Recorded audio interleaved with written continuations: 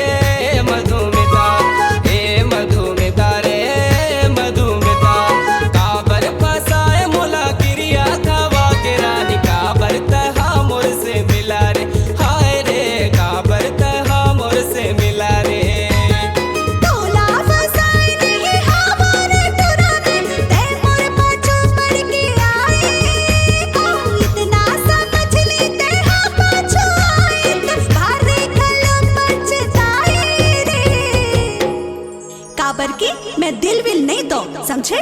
लेकिन मैं तोर से अड़बड़ माया करता हूँ तो का करो